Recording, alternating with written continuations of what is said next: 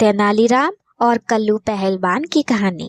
विजयनगर साम्राज्य के पास ही एक राज्य था जिसमें कल्लू नाम का पहलवान रहता था। उसका जैसा नाम था वैसे ही उसके गुण थे। कल्लू पहलवान के हाथ पैर हाथी जैसे मोटे और कद करीब 7 फीट और रंग काला था। अच्छे अच्छे पहलवान भी कल्लू के नाम से थरथर कांपते थे, क्योंकि कल्लू की एक ही पछाड़ अच्छे अच्छे पहलवानों की पसलियां तोड़ देती थी।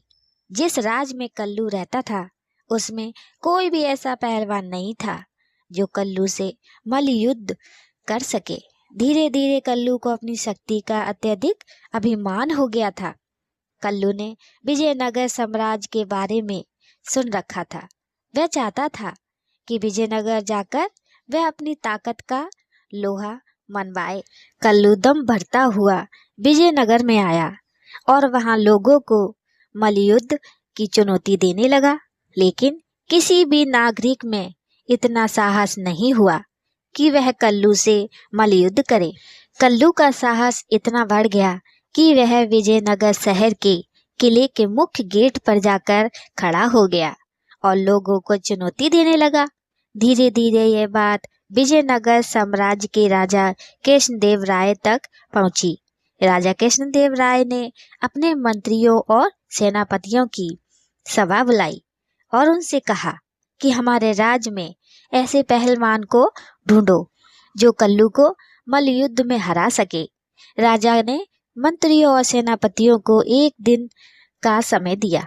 दूसरे दिन जब राजा कृष्णदेव राय ने मंत्रियों और सभापतियों से पूछा, क्या हमारे राज्य में कोई ऐसा पहलवान है जो कल्लू को मल्लयुद्ध में हरा सके? किंतु राजा को कोई उत्तर नहीं मिला। यह देखकर राजा बहुत निराश हुए और उन्होंने कहा, अब हमारे पास 2 ही रास्ते हैं। या तो हम कल्लू को उसके दुस्साहस के लिए दंड दें या कल्लू को भरी सभा में बुलाकर पुरस्कृत करें कि उसके समान दूसरा पहलवान विजयनगर साम्राज्य में नहीं है। किंतु इन दोनों ही स्थितियों में विजयनगर को ही शर्मिंदगी झेलनी पड़ेगी। तभी तेनालीराम भरी सभा में उठकर बोले, महाराज, मैं कल्लू से मल्लयुद्ध करूंगा। यह सुनकर सभा में बैठे सभी मंत्रियों और राजा कृष्णदेव राय को भी हंसी आ गई।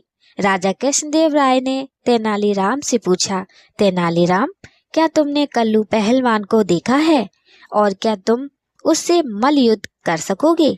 तभी तेनालीराम बोले, महाराज, विजयनगर साम्राज्य के शान रखने के लिए मैं कल्लू पहलवान से मल्लयुद्ध करूंगा, चाहे इसमें मेरी जान क्यों न चली जाए। तेनालीराम की बात सुनकर राजा कृष्णदेव राय बहुत प्रसन्न हुए और उन्होंने तेनालीराम को इसकी अनुमति दे दी। दूसरे दिन शहर में ढिंढोरा पिटवा दिया गया कि कल्लू पहलवान से तेनालीराम मल्लयुद्ध करेंगे। पहले ही दिन से तेनालीराम शहर के बाहर स्थित भैरव के मंदिर में जाकर तंत्र साधना करने लगे। यह बात कल्लू पहलवान तक पहुंच गई। कल्लू पहलवान ने सोचा कि मैं भी चलकर देखता हूँ कि तेनालीराम भैरव मंदिर में किस तरह की तंत्र साधना कर रहा है। कल्लू जैसे ही भैरव नाथ मंदिर में जाता है तो देखता है कि तेनालीराम भैरवनाथ की प्रतिमा के सामने बैठकर मंत्र साधना कर रहा है और भैरवनाथ से प्रार्थना कर रहा होता है कि किसी भी परिस्थिति में जीत मेरी ही होनी चाहिए। तभी भैरव की प्रतिमा से आवाज आती है, तेनालीराम, तुम परेशान नहीं होना, मेरी कृपा से तुम इतने शक्तिशाली बन चुके हो कि तुम जिस किसी से भी लड़ाई करोगे तुम्हारी एक ही पटकनी में उसके प्राण निकल जाएंगे। यह देखकर और सुनकर कल्लू पहलवान बहुत ज्यादा डर गया और मल्लयुद्ध के एक दिन पहले ही विजयनगर शहर छोड़कर भाग गया। दूसरे दिन जिस स्थान पर मल्लयुद्ध होना था उस स्थान पर तेनालीराम पहुंच गए, किंतु कल्लू पहलवान नहीं आया।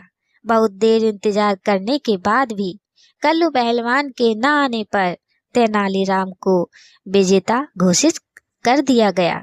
यह देखकर राजा कृष्णदेव राय अत्यधिक प्रसन्न हुए तेनालीराम को एकांत में ले जाकर पूछा, तेनालीराम, तुमने ये सब कैसे किया?